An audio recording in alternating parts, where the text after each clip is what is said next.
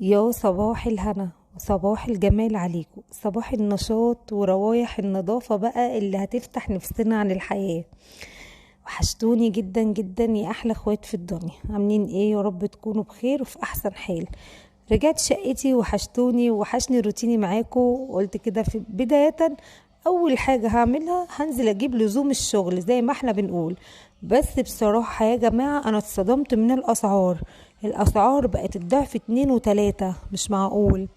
بس يلا ما علينا، هندقق يعني على الحاجات دي. كنت بجيب من الاريال شكاير كده، اللي هي الكبيرة ال9 كيلو، كنت بجيبها ب330، دلوقتي بقت ب550. ما علينا، مش هقول اسعار، بس الاسعار راحت في حتة تانية خالص. النوع اللي انا بجيبه انا جبت منه كده نص، قلت اجربه دلوقتي عشان انا اتصدمت وانا بره، ما كنتش عامله حسابي بمعنى اصح. قضيت نفسي وجبت الحاجه اللي انا عايزاها، وتعالوا شوفوا بقى اللي انا فيه. شفتوا الغسيل اللي انتوا شفتوه ده؟ دي مش هدوم وسخه ولا حاجه، دي الهدوم الشتويه اللي انا شلتها وهبدا اعمل الصيف. بس تعالوا شوفوا المنظر اللي انا جيت لقيتني محطوطه فيه. طبعا طبيعي الشقه مقفوله. اه والله بقول لكم وحشتوني وحشتوني. جاي لكم بكل نشاط، بكل طاقه ايجابيه. الشقه مقفوله ما فيهاش حد. من حقها ان هي تتطرب وكده. كان جوزي يعني بيفتح الشبابيك ساعات، فكان تراب فظيع ورهيب. ما علينا، سميت كده بسم الله. واليوم ده كان حر قوي قوي. الفيديو ده كان امبارح تقريبا، ونزل لكم تاني يوم على طول. هبدا ان انا هجهز تجهيزات العيد، وقلت مني بقى وهقف انظم. هبدا ان انا اعمل برضو تنظيفات العيد بالمره. كنت حرانه وفي نفس الوقت مش عارفه اشرب حاجه، بس لازم اظبط دماغي ولازم اقوم. بس كان الموضوع بالنسبه لي كان تقيل قوي وكان صعب. صعب عشان بقالي فتره كبيره قاعده ما بتحركش. من ساعه ما عملت العمليه وانا مش بتحرك، وفي نفس الوقت خايفه. وبعمل الحاجه اللي هو ايه، خايفه اجي على نفسي كده. فاعمل حاجه شويه وارتاح شويه واتخانق مع احمد شويه. دي بطاطين خلاص هتتغسل. انا ما بحبش اشيلها مش مغسوله يعني وكده، فقلت لا. كده كده انا غسلتهم في الشتاء اكتر من مره، لان الولاد صغيرين وقعوا حاجه، شربوا حاجه، حصل حاجه من غير قصد. المهم ان انا برضو غسلتهم، فكل الحكايه ان كانوا عايزين يتشطفوا ويتغسلوا غسله حلوه واشيلهم نضاف. فكان هشيل تحت السراير وهنظمها. وفي حاجات كنت محتاجاها فمني وشلت يعني المراتب، فقلت يلا اخدهم ايه، اكنسها وامسحها. انا كده كده عاملاها في العيد اللي فات، وكنت مخليه الاوضه دي ما فيهاش نفس، وكنت غاسله الحيطان وكل حاجه لحد ما كل حاجه عندي نظيفه. بس هي مجرد شويه تراب. كنت في الوقت اللي انا ماشيه فيه كنت فرشه حاجات شتوي. فخلاص بقى الجو تقريبا حرر. انا عايزه اقول لكم ان انا مش هحط اي حاجه على الارض من حر الجو. وبدات واحده واحده، اللي قدرت عليه في اليوم ده عملته زي ما انتم شايفين كده. بدات مثلا ان انا انظم في الاوضه، اخلصها. كان عاوزكم اللي هو كوتشات بتاعت ولادي وكده غسلتها لهم. ولادي عملوا سلالم بره وكده، اللي قدرت عليه بقيت امشي نفسي فيه. بصراحه كان جوزي قاعد في اليوم ده وكان منتبه قوي في حركتي، ان انت تعملي ايه والكلام ده، وما كانش عايز نعمل اي حاجه اصلا، بحيث ان انا لسه قايمه من عمليه وكده. فانا قلت له انا هعمل واحده واحده، وهعمل كل يوم حاجه. انا كده كده لسه بدري، واللهم صل على سيدنا محمد، وانا هنقل بالروح. بس انا عامه كنت نفسي اخلص، لان الاسبوع اللي جاي يعني مش هبقى فاضيه. هتعرفوا ليه؟ مناسبه حلوه، يا رب يفرح الجميع، يا رب يا رب يا رب يتمها علينا بس بخير. ويا رب عقبال ما تفرحوا بكل حبايبكم يا رب. بدايه الايام الحلوه والفرحه بقى داخله علينا ان شاء الله. معانا من اول العيد كده 3 افراح، يا رب يكملهم على خير. ال3 اغلى من بعض. بدايتهم واولهم هيبدأ فرحتنا بيهم اخويا، هو اللي هيفتح الباب، مع انه هو اخر واحد هيتجوز فيهم، بس يلا يعني لازم. وبعديها بنت قلبي وبنت عمري وحبيبة قلبي، دي بقى مش بنوتي بس، بنت اخت جوزي بس هي بنوتي، انا بحبها وبنوتي. وبنت عمي ربنا يا رب يفرح قلبها ويصبرنا ويعني وان شاء الله نعيش اجواء حلوه مع بعض. وتابعوا كده القناه. يا لهوي يا لهوي يا لهوي، شفتوا التراب يا جدعان؟ شفتوا يا جدعان؟ دي خدت معايا وقت كبير، كانت فظيعه. المهم انا عايزاكم بقى تتابعوا الاجواء. بصوا استنوا، خلوني هقول لكم في وقتها. شلت كده اهو، كنت باخد حاجات فقلت مني بقى وشلت، رحت عامله زي ما انتم شايفين كده. كله نظافه بقى يا جماعه. حبايبي حبايبي وحشتوني وحشتوني وحشتوني. سبت لكم بقى المقطع ده بما ان الدنيا ساكته كده وهاديه. بصوا زي ما انتم شايفين، انا طبعا نص الفيديو ده حذفته، يعني مش حذفته، ما صورتهوش اصلا. عشان انا فعلا كنت فاصله، الجو كان حر قوي. بصوا انا كنت بادئه معاكم الدنيا ليه بالنهار، دلوقتي احنا بالليل، الساعه حوالي 10 بالليل. بين بقى ان انا بعمل في اوضه ازاي بقى، مش عارفه، مش قادره من الحر. في نفس الوقت انا قاعده بقالي فتره كبيره قوي قوي، فمجهود عليا طبعا ان انا وعامه يعني الدكتور منعني ان انا اعمل اي مجهودات قوي على نفسي دلوقتي.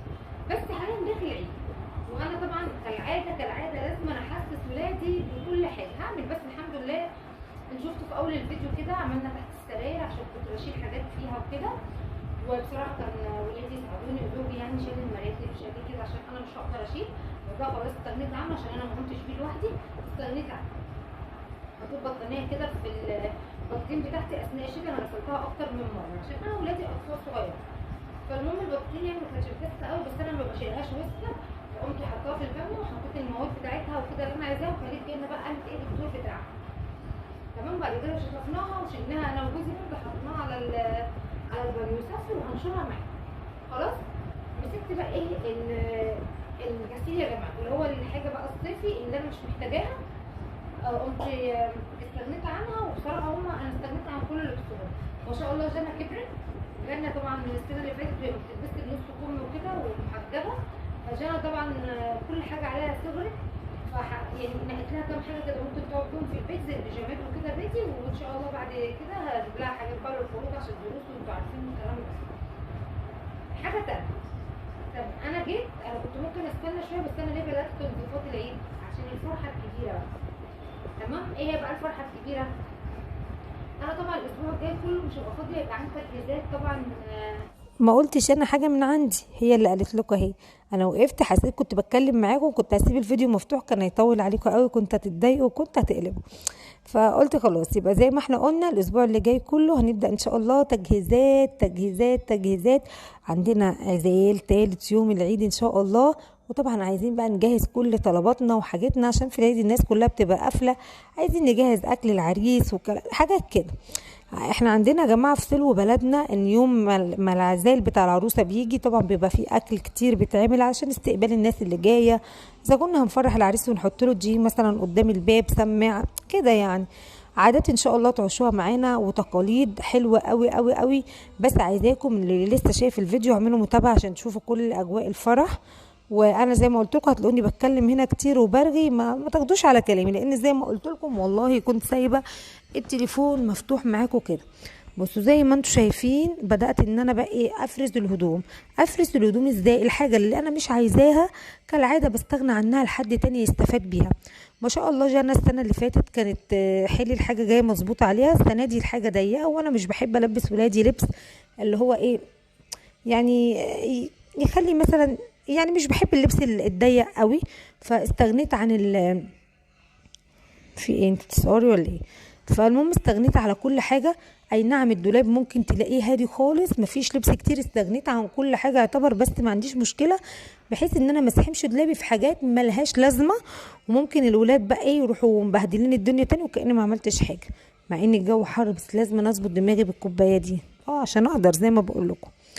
فالمهم يا جماعه خلينا في اللي احنا بنقوله، الحاجه اللي احتجتها خليتها، ما احتجتهاش خلاص استغنيت عنها، عبيتها في حاجه واديتها لحد واستغنيت عنها خلاص.